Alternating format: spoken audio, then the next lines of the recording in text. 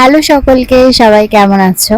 আমি আর প্রীতিশা এখন চলে এসেছি 4 কয়েন্স ক্যাফেতে। আমি মুগ্ধ হয়ে রত্নাবলী ম্যাম আর অনুত্তমা ম্যামের কথাগুলো শুনছিলাম, আমার খুব ভালো লাগছিল।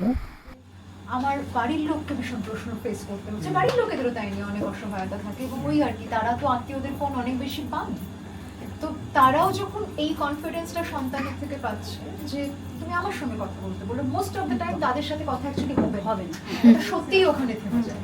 এবং বাড়ির লোকেদের পক্ষে এটা রিঅ্যাসিওরিং, তারাও কিন্তু যেটা সন্তানকে হয়তো বোঝানো, দেখ আমি তো বুঝলাম কিন্তু ওরা তো বুঝবে না, তাদেরকেও কিন্তু আমরা একটা সাপোর্ট পাঠালাম যে তোমাকেও সেটাতে এনগেজ করতে হবে না, তুমি এই জায়গাটাতে আমার দিকে রিডাইরেক্ট করে দাও। যে বুঝেছে দয়া পরবেশে থেকে যাওয়া মরে যাওয়া একই, ভালো টালো বাসা টাসা পড়ে আপাতত নিচে টিকে থাকে।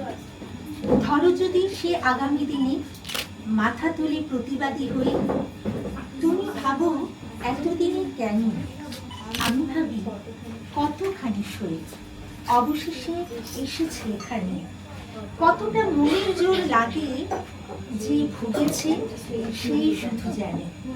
এই কথা যার মনন থেকে উৎসাহিত হয়ে তার কলমের মধ্যে দিয়ে আমাদের মননশীলতাকে নতুন করে তৈরি করতে প্রাণিত করে, তিনি আমাদের কিশোরী অনুপ্রেরণা। কাটো কাটো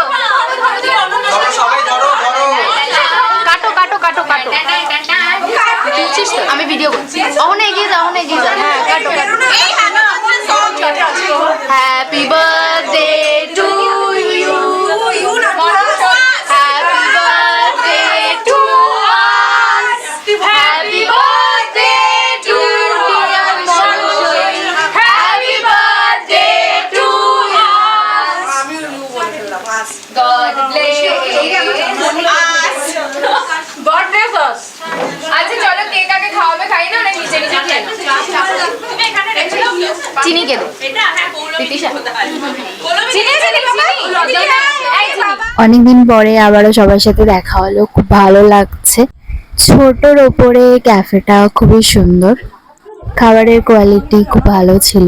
আজকে আমাকে প্রীতিশা বার্থডে গিফট দিয়েছে, এটা ব্লু হেভেনে 10টা সেট। আজকের মতো টাটা।